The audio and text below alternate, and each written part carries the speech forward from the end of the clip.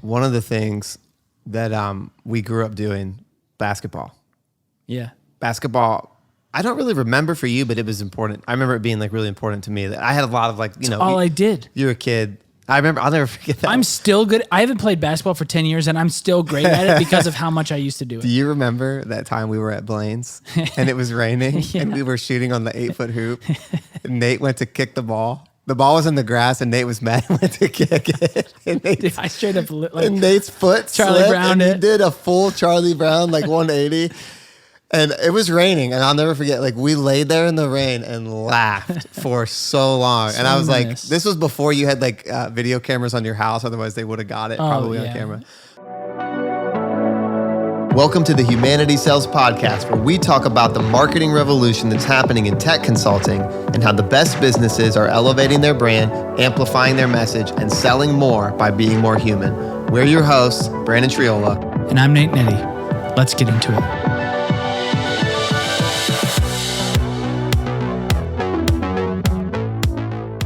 But the point I wanted to make was when it comes to this whole idea of storytelling, I have a personal story that sort of drives it home for me. So when I was in the 8th grade, the most important thing that could have ever happened in my life was to make the middle school basketball team. And you know what it's like when you're in 8th grade? Like your identity is starting to form. Yeah. Middle school, it's like how everyone else thinks of you is very your important. Hormones are forming as a person. Raging and hormones. You're like who you're friends with is everything. And at that point, like a lot of things are getting like sort of decided about your life. So in 8th grade, like making the basketball team was super, super important. And I didn't really put a ton of effort into it because we always just made the team. I made the team in 7th grade. I didn't really play, but I figured, hey, it was easy to make the team. All I cared about was making the team. I didn't actually care about contributing. I cared about the identity of being part. There's a nugget there. I wanted to be part of something bigger than myself, okay? Yeah. So I'll never forget, and this is actually like to get like a little bit emotional on an emotional level. When people ask me like, hey, what are like some of the hardest things you've ever gone through? That day, making the team, we're standing out in the hallway. Yeah. Coach Grubb, I'll never forget. Great dude, but a very sarcastic, sort of a dry, tell you like it is guy. He taught math in high school. That's a whole nother talk for another day, but we're standing out in the hallway and he's calling kids in and I'm watching kids walk in one by one. And then I'm watching them walk out jumping, like fist pumping and like cheering. And I'm like just waiting there and like waiting for my name to get called. Like, oh man. And at that time, you remember we had like a blue and a white team. Yeah. So because there were so many kids, there was like 2 teams in the middle school. So the odds of making it were high. You had 2 teams you could make. Like, so it's 30 kids, 20 spots. Yeah, that's exactly. No, I think it was like something like that. But they were only going to cut like 4 kids, and there was, so there was the odds of making the team were really high, and there was some not very good kids. I mean, there was one kid that like, I don't know if he had one leg shorter than the other or what was going on, but. It was my chance. I thought my chances were really high, and I'll never forget getting my name called and walking back there and sitting down. And as soon as I sit down, my eyes make contact with Coach Grubb, and I could tell by the look on his face that it wasn't good. And then he let out this sigh, and I knew, like, I should have, hindsight, been like, say no more. I'm out. Yeah, I get it. Let me try out. Yeah, I should have said that, but. He not only told me, he's like, hey, you're not going to be making the team this year. He could have ended at that, but he actually added like insult to injury, and he started like trying to sell me on other sports. Oh, geez. Math. You should do math. I remember him being like, are you any good at soccer? What about soccer? Like he's trying to solve this with me. Oh, geez. And the most painful part about that was there was like insult to injury. So I'll never forget walking out of the room and my friends going, white or blue, white or blue. Shaking me, like, what is it? And I was so emotional. And I was like ready to cry. And I remember just sprinting down the hall and hiding in one of the classrooms until I saw my mom's van pull up to get me. Yeah. I hid in one of the classrooms. I saw my mom's van pull up through the window. I get in the van, and the next like 48 hours were like the worst of my life. I cried. And I'll never forget my mom like trying to console me. And at that point, I basically like gave up. I was like, Coach Grubb's right. Like, I'm not very good. He basically told me, I'm not very good at basketball. And the thing that was the most impactful about that story is I was ready to give up. And I'll never forget my buddy Jeremy was like, we were like best friends, and we both loved basketball. And he told me, he goes, hey, this summer every day we're going to the court. We're going to get 500 shots up a day, and we're not going to skip. We're going to go to the Y. We're going to go to the one that was over in a different part of town where the good basketball players played. We're going to play twice a week, and my parents are going to pick us up. We're going to come get you. We're doing it. And he basically like drug me out of my pit of despair. And I'll never forget that summer. He came, he picked me up. Every day we got 500 shots up a day. And he became like committed to like making sure that I overcome this pain because he saw like it sucked. And you don't want to go through something awesome and have your friend not be there. And so the next year, freshman season rolls around and I start torching kids in tryouts. And I'm doing really good. I make the team. Whoa. And then I make the team. Was it Coach Grubb? No, different coach. Okay. A more intense coach, mind you. Oh. More intense coach, mind you. But I make the team every year all the way through high school. And the moral of that story is I was really ready to give up. And had it not been for my friend Jeremy that came alongside me and was like, hey, we're going to get you. We're going to get you over this pain that you're in. And I'm going to guide you into this new. And the key thing about stories, if there was one thing that B2B tech leaders could take from this or software consultants or whatever it is, you have to know the role you play in the story. And every good story has a Jeremy. Every good story has somebody that shows up and helps a hurting young Brandon or whoever it is overcome their pain and guide them into success. Wow. And so from the outside looking in, Brandon looked like the hero. He worked his butt off. He made the team. Actually, it was Jeremy who was like, I'm not going to let you like throw away the potential that you have. And we're doing this. Wow. And so I use that story. I use that for, a lot of different things. But the main thing is like knowing your role in the story is the first step to telling a good story. Jeez Louise. Sorry for making you laugh and cry. Yeah, both. I don't cry, but I want to cry. And for the record, that's good. I'm not mad at Coach Grubb because had he never told me I sucked, I would have never been like, I would have never gotten any better. I would have just given up. So I actually ended up being thankful. honest with you. Yeah, he was honest with me. Good stories are honest. I have a lot of empathy for Coach Grubb in that story. Cutting little kids and ruining their dreams. Yeah. Yeah. That's a hard job. Yeah. It's hard running a tech business. It's hard running any business, right? I mean, man, there's overlap. So connecting what you're saying, thank you for sharing that story, by the way. That's a lot. That's a lot. You want to hear more of my trauma? Probably not on this podcast. Yeah. No, I do actually. I love when you tell stories because first of all, I think you're a great storyteller. I'm always sucked in by your stories. Well, that's the thing. Anybody that's had anything hard happen to them is a good storyteller. That's everybody. So when people throw out this ethereal storytelling as just like a buzzword, I'm like, no, like, what does it mean? It means to tell a story of someone starting and wanting something or in a problem and they overcome it and they experience a new reality or they experience a tragedy. What if Jeremy would have been like, dude, you're on your own? I would have never, the game of basketball has been so influential in my life. It's been so pivotal to me. I would have lost something that like helped mold me. Like I learned how to be a team player. Like I learned hard work. I learned how to work for things like all these things. And that's that story, right? Like it could have went the wrong way. So just thinking about the hard things you've gone through in your life and then just applying that to your target persona. What are the pains what's keeping them from getting what they want? Here's your job. Invite them into a story. Yeah. So I will share a story specifically about tech where this came to fruition. We early on did a project. Brandon and I together did a project and we were working with internal auditors. So if you know anything about internal auditors, just the world of internal auditors. Just the world of internal auditors. Because I'll say this, we know some epic internal auditors who are brilliant. Yeah, not from they're great humans. But the stigma around them. The stigma around the job specifically, not the individuals. Yeah. The job of internal audit is a zero-sum game. If you internally audit something and there are no findings, it's zero. Your job has been done. Check. There's no winning. There's just zero. It's all downside. It's all, you're on the edge of your seat. What are we going to find?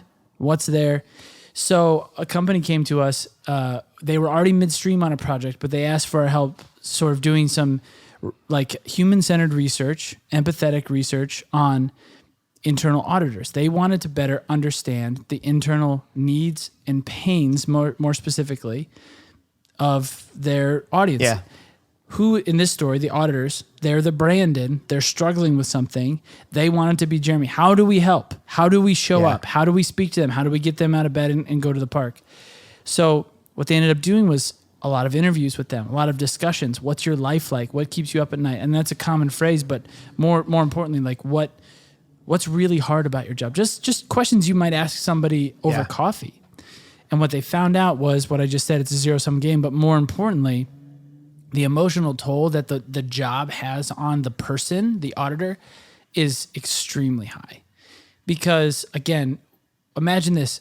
There's basically, I remember them summing it up like they hate their lives. Yeah. And nobody likes them. Now, we're speaking in broad brushstrokes. This is what we were told. Very respectfully to the industry. Yeah. But it's a very difficult job. Yeah. It's a very difficult job that creates a lot of emotional stress because if you hire the wrong if you're an audit manager at a big firm and you hire the wrong internal auditor, see ya.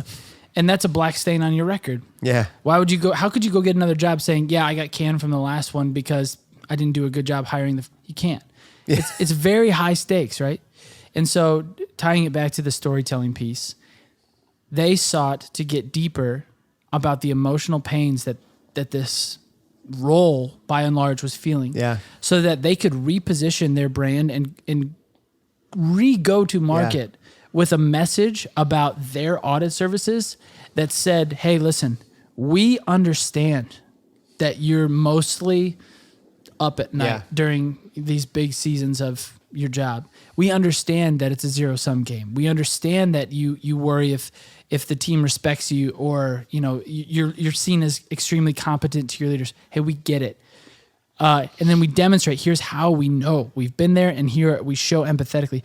So then what was really cool about it was they took all this knowledge and this findings and they built a story of transformation. Basically, in a short form, they went to market with this message that said, you don't have to feel like this anymore. Unlike anything you've ever seen in the world of technology consulting for internal auditors. Yeah, just totally revolutionary. You look at whatever's out there in the world and you're going to see the same boilerplate promise out there, which is we are big, our company is big, our company will do works for you. We do audit good. We will do services. Yeah. Yeah. This was counter. It was extremely human. Yeah. It was, let's set aside the jargon and let's set aside the functions and the benefits and features of let's invite the auditors into a story where they can experience the transformation that they really long for, not just in their business, at an internal level. Yeah. See them as people. You know what it did? It lit them up. Talk about it. The practice is growing. Yeah. They repositioned how the market interacted with them, the verbiage that they use. In some settings, they refer to themselves as guides, not just auditors. We'll guide you through this whole. So the point is they figured out what makes their target tick, and they had empathy for their target and then shared a message with them that showed, not just talked empathetically, that showed empathy. I have been there. I understand these sleepless nights. We will make sure that this does not happen to you. What's an example maybe in your life that's not tech related of somebody that came and you ever see that meme? It's my favorite. It's my favorite meme. It's the poem, The Footprints in the Sand. There are two sets of footprints in the sand, and that long line over there is where I dragged you. You fat, dumb adult baby is what it says. I was going to say, what's a story from your life of a time when somebody like dragged you when maybe you were going to give up and you needed a guide and you need somebody to like pull you through the sand? Yeah. Jeez Louise. It's a great poem that they just butchered, but it's one of the funniest things I've ever seen. Dumb baby. Man, a time in my life. There's been so many. You're putting me on the spot. You've just dragged yourself, I guess. I guess Nate doesn't need anyone to help him. No, I mean, of course I do. I'm just thinking about all the times where I've been dragged. Yeah. Talk about Marion. Yeah. I'm just thinking about a specific story where. So, yeah, I'll tell the story and then we can wrap up this episode. when I was a lot younger, when I was 11 or so, my parents, you know this, my parents got divorced, which was extremely tough. And my dad ended up moving out of state when I was 16. We were still very, very close. We would talk on the phone every day, multiple times a day. But as far as proximity goes, you know, he was 4.5 hours away, which was pretty rough when you're in high school and basketball and like you need a lot of support, you know. So one of my best friends to this day, but at the time was my friend Eric, and his dad was also a mentor of mine. And he was actually a mentor to both of us in a lot of ways. But he's an awesome man. Has taught us, I mean, so much about life and fatherhood and, you know, just being a man. But I remember vividly there was this one time where it relates to basketball. Actually, I was having a really bad week. If anybody's out there that's ever played sports and you're in the middle of practice and your coach says, switch to the B team, flip your jersey Mid-play. around. He blows the whistle, timeout. Nate, flip your jersey. Yeah. You're just like, and I was a starter for 3 years. So, well, my whole life. So I was like, what? Nate's tall. If you guys can't see that from us That's sitting the only down. reason I was good. Nate's tall. Because I was tall. Yeah. Built According for to Bball. Brandon. Yeah. No, but I just had a really, really rough time. Yeah. There's a lot going on. And it sort of culminated in this like switch of like, you know, you're on the B team for this week, which just sucked. And I remember, I think it was like a Tuesday or Wednesday after practice, we went back to Eric's house, and Marion, my mentor, was there.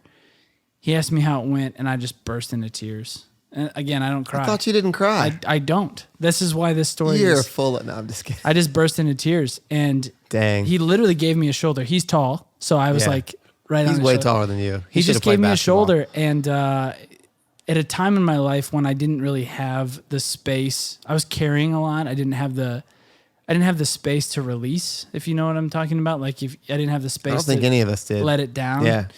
And just let it out.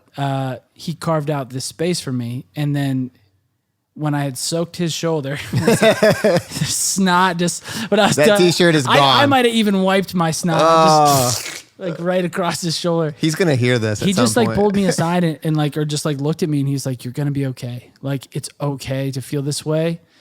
You will get through it. I'm here for you." Because you weren't crying about basketball. No, there was so much. You were crying about all the things probably from the last 7 years and what Yes. you were going through. Yes. And basketball just was Yes. the last straw Yes. on the haystack. Yes. That So, Man. and that's what you need. And I'll drive the point home. We can wrap up the episode.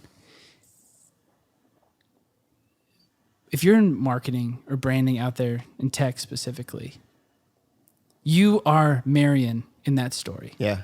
You got to know your role. There are 100,000 yous out there, me's rather. There are 100,000 Nates in the story who are looking for a place to let it out.